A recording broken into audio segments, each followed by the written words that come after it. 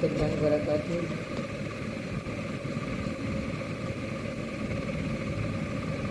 रात के 4 बजे हैं, सुबह के 4 बजे हैं। अस्सलाम वालेकुम रहमतुल्लाहि व बरकातुहू। आज जुम्मा है कि कुछ हदीस पढ़ लिया है, तो सवेरे सवेरे थोड़ी सा तिलावत बाकी है। बिस्मिल्लाहिर्रहमानिर्रहीम।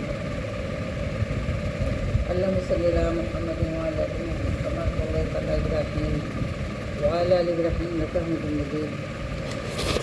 अल्लाहुम्मा बारिक अला मुहम्मद व अला आलि मुहम्मद कमा बारकता अला इब्राहीम व अला आलि इब्राहीम इन्नका हमीदुम मजीद।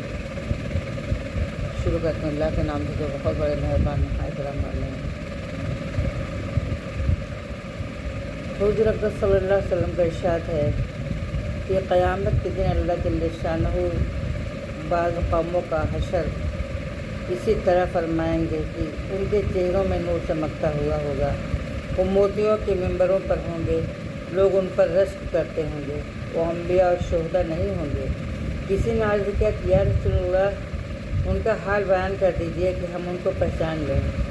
हुज़ूर सल्लल्लाहु अलैहि वसल्लम ने फरमाया, वो लोग होंगे जो अल्लाह की मोहब्बत में मुख्तलिफ़ जगहों से, मुख्तलिफ़ ख़ानदानों से आकर एक जगह जमा हो गए होंगे और अल्लाह के ज़िक्र में मशगूल हों।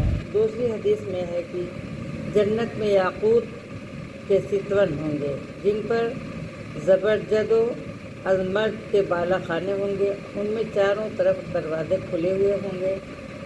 वो ऐसे चमकते होंगे जैसे कि नहायत रोशन सितारा चमकता है। और उन बाला खानों में वो लोग रहेंगे जो अल्लाह के वास्ते आपस में मोहब्बत रखते हैं। और वो लोग जो अल्लाह ही के वास्ते एक जगह इकट्ठे हों, वो लोग जो अल्लाह ही के वास्ते आपस में मिलते जुलते हों। उसमें अतबा का अख्तिलाफ़ है कि ज़बरजद और ज़मर्द एक ही पत्थर के दो नाम हैं, या एक पत्थर की दो किस्में हैं, या एक ही नौ के दो पत्थर हैं। बहरहाल एक पत्थर होता है जो नहायत ही रोशन चमकदार होता है। उसके पन्ने बुनते हैं जो बाज़ार में चमकदार कागज़ की तरह से होते हैं। हुज़ूर अक़दस सल्लल्लाहु अलैहि वसल्लम ने इरशाद फरमाया कि जन्नत के बागों पर गुज़रो तो खूब चरो। किसी ने अर्ज़ किया, या रसूलल्लाह, जन्नत के बाग क्या हैं? इरशाद फरमाया, ज़िक्र के हल्क़े। मकसूद है कि किसी खुशकिस्मत की इन मजालिस में हल्क़ों तक रसाई हो जाए तो उसकी बहुत ज़्यादा गनीमत समझना चाहिए कि ये दुनिया ही में जन्नत के बाग हैं। और खूब चरो से उस तरह इशारा फरमाया कि जैसे जानवर जब किसी सब्ज़ादार किसी बाग में चरने लगते हैं तो मामूली से हटाने से भी नहीं हटते, बल्कि मालिक के डंडे वगैरह खाता भी है, रहता है लगे, लेकिन उधर से मुँह नहीं मुड़ता। इसी तरह ज़िक्र करने वाले को भी दुनिया भी तफक्कुरात और मुआने की वजह से उधर से मुँह ना मोड़ना चाहिए। हुज़ूर सल्लल्लाहु अलैहि वसल्लम का इरशाद है कि जो तुम में से आजिज़ हो, रातों को मेहनत करने से और बुख़्ल की वजह से माल भी खर्च ना किया जाता हो, यानी नफली सदक़ात, और बुज़दिली की वजह से जिहाद में भी शिरकत ना कर सकता हो, उसको चाहिए कि अल्लाह का ज़िक्र कसरत से किया करे।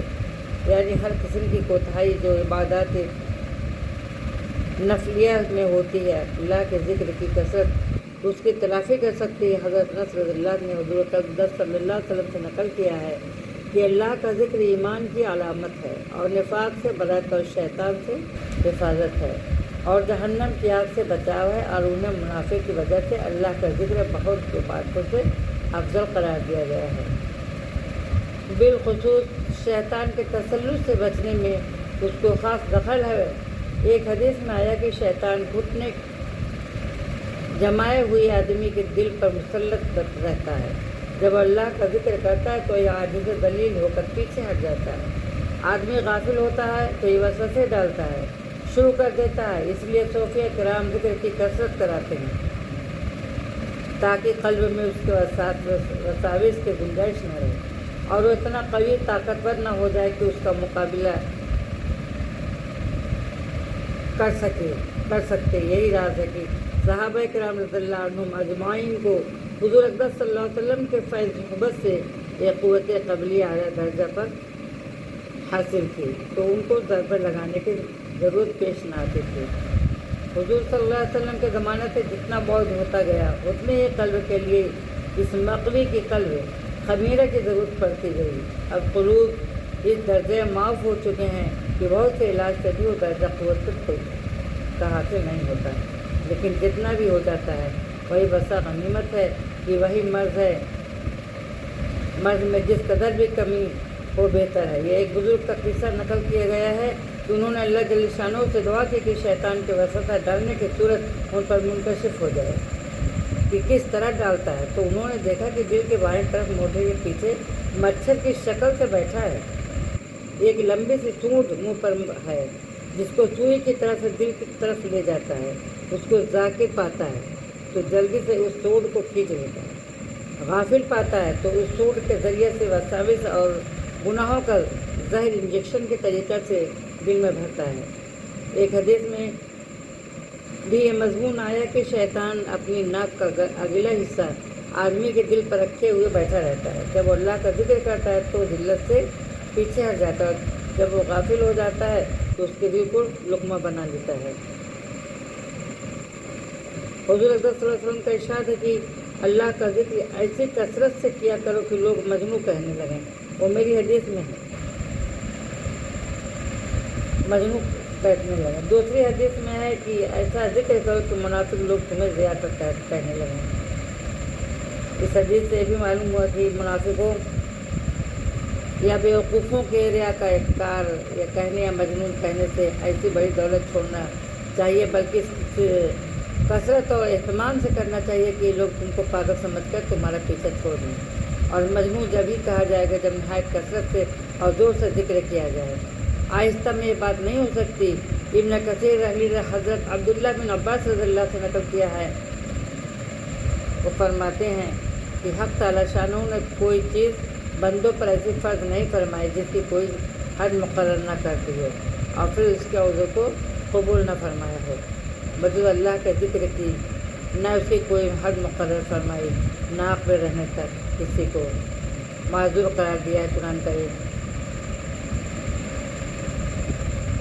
अस्सलामु अलैकुम रहमतुल्लाहि व बरकातुहू।